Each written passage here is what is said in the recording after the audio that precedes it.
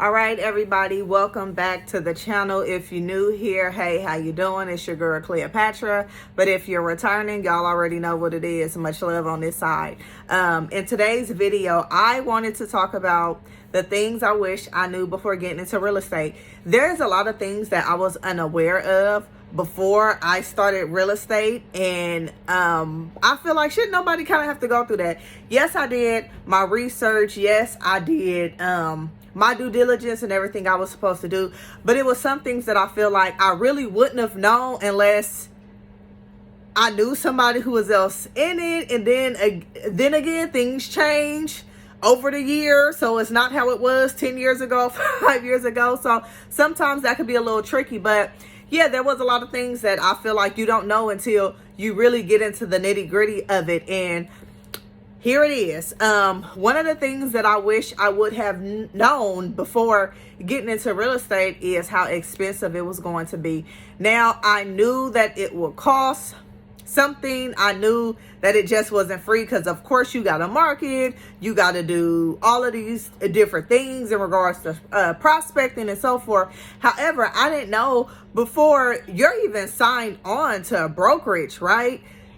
There's fees that you have to pay. Oh, okay. It's just not, oh, I take my test, I get my license, and I can start selling houses. No, that's not how it works. And to be naive, to say the least, I don't think so. But just to be educated, you want to know how much you're going to get into, right? So knowing how much it is to sign on at the desired brokerage of your choice, that's going to be a fee, right? And that could be a pretty healthy fee, right? Okay, boom. Okay, I know I have that. Number two is knowing that you have to sign on to your local MLS, right? As a realtor, you do. So knowing how much that costs, because that's a pretty healthier fee than the other fee is, right? So that alone, in those two different scenarios, and keep in mind, you have to sign on for the MLS, right? Now, a lot of people, it depends on how you are, how you maneuver, but some people don't sign on to get their lockbox keys and so forth, and others do. I would suggest anybody, once you sign on to your brokerage, you sign up for the MLS, go ahead and get your lockbox keys, right? That's the only way that you're going to be doing open houses, right? That's the only way that you're going to be able to tour these houses and show them to your potential clients and so forth. So that's necessary. I'm telling you off gate, for me, I probably spent over $3,500 just with the startup cost, right? So again, if somebody isn't prepared and they're doing a career change and they're like, hey, I'm quitting my job or whatever the case may be, and they jump head first into real estate, they may be jumping in head first unprepared. So that's the reason why I feel like, yeah, that's something I wish I would have knew ahead of time. It just could have helped me like ease my way in there better than what it did. The second thing, knowing that every month it's a fee, right? In order to prospect, right, you have to market. And of course, I know we live in the day of technology and everything else, but a lot of times you're new. So you might not be a social media guru. You might not be into Facebook, Instagram, and all the other different platforms that we have. So you might want to try tried and true methods, right? Like postcards or handwritten letters or whatever the case may be that you use to market. Those things cost money, right? That's paper, that's ink, that's a printer. If you don't already have it, that's postage. So again, it's knowing that you're going to have a monthly cost and knowing what you're able to do, what you're able to afford, what works for you, okay? You can't go based off of what somebody else is doing. You have to go based off of your finances and what you're able to pull off. And whatever the case may be, you pull off how you're able to pull off and you move it accordingly. Number three, what I wish I knew before entering real estate, that it could be super lonely. It's not like a 9-to-5. It's not like a normal job.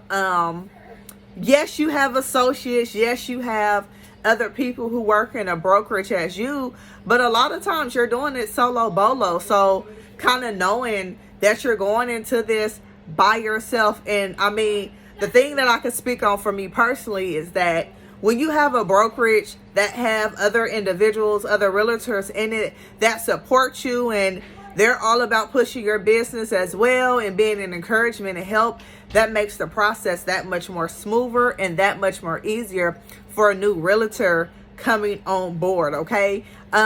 What's something else I wish I knew before joining real estate? I said the fees, I said the monthly costs, I said that it's lonely, that you have to have a lot of encouragement for yourself, that you have to do a lot of pep talk, that you really have to be your biggest cheerleader. And it's just not saying it, it's really believing it and doing it 100%. And to be honest, a lot of days it's going to be tough. It's going to be rough because you're getting in a business that you probably have the slightest idea as to what the heck you're doing, what's going on, how to move to point A to point B, how to make it happen. And again, if you're doing a career change, you're moving off the hustle of, okay, you no longer have a paycheck coming in every 2 weeks. So you're really on a grind mode and you're really on a hustle mode. Like working a 9 to 5, you have that consistency, whether it's every 2 weeks, whether it's every week, but you knew for a fact at this day, at this time, I'm getting a paycheck. I got a check coming in. So it could be a little bit different for somebody that's getting into the game, that they didn't risk it all, right? They didn't jump in and said, hey, it's either I'm going to sink or swim, you feel me? And I'm going to figure it out. You have to have those days of, hey, I could do this. I know it don't feel like I'm making progress right now. I know it don't feel like I'm doing anything. It feel like I'm stuck. It's not moving. Whatever the case may be, know that it's going to get better. Know that it's going to be okay. Know that eventually, yes, you will sell a house. It's going to come in due time, right?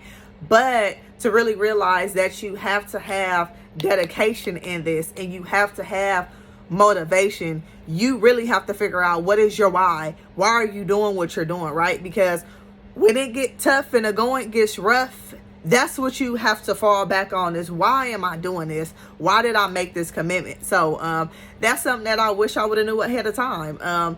Because again, it prepares you. What you don't know, you don't know. But when you do know, you could do better. So yeah, so that's what it is. And I think that's about it. I think that would be like the only thing I would say that I wish I knew before going into real estate. I hope this video has been an encouragement. I hope that it's been an inspiration. I hope that it's been a motivation to somebody out there that's just getting into real estate, don't know what to do, where to go. I just hope these videos provide a resource to you guys. If you guys have any questions, if you guys are like, oh, well, how does it work in California? If you want to know what brokerage I'm with and so forth, I am more than happy to share that information with you guys. And like I said, you guys are along for the ride, okay? It's a journey over here. Hey, it's a marathon, not a sprint. So we get in where we fit in at, and we're just going through the process. So I hope you guys enjoy. And until then, peace and blessings. Bye, guys.